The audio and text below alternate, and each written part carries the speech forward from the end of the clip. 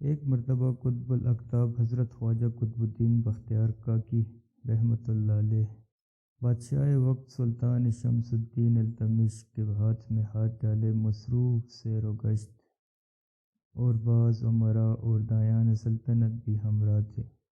ایک بدکار عورت نے بادشاہ کے حضور آ کر فریاد کی، حضور میرا نکاح کروا دیں ورنہ میں عذاب خداوندی میں گرفتار ہو جاؤں گی۔ سلطان شمس الدین نے جب اس سے پوچھا کہ تو کس سے نکاح کرنا چاہتی ہے، اس عورت نے حضرت خواجہ قطب الدین بختیار کاکی کی طرف اشارہ کرتے ہوئے کہا، اس مرد کے ساتھ، اور یہ قطب الاقطاب بنے پھرتے ہیں، اور نعوذ باللہ انہوں نے میرے ساتھ حرام کاری کی ہے، اور پھر پیٹ کی جانب اشارہ کرتے ہوئے کہا، یہ انہی کا ہے۔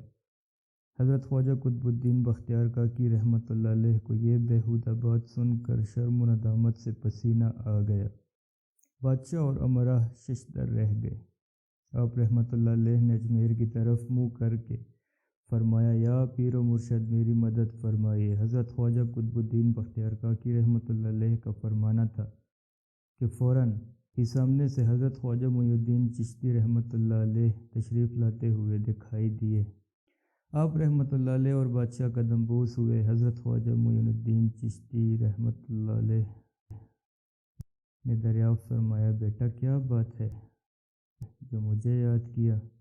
حضرت خواجہ قطب الدین بختیار کاکی رحمۃ اللہ علیہ نے تمام ماجرا بیان فرمایا۔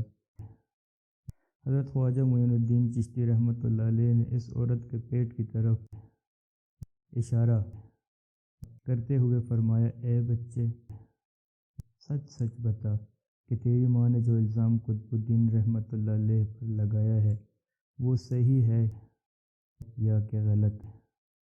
ماں کے پیٹ سے بچہ فوراً بولا، حضور یہ الزام سراسر غلط ہے، یہ عورت نہایت فاسق اور بدکار ہے۔ اس عورت نے جب بچے کی بات سنی تو اپنی غلط بیانی کا اعتراف کر لیا اور فوراً اس کی معافی مانگ لی۔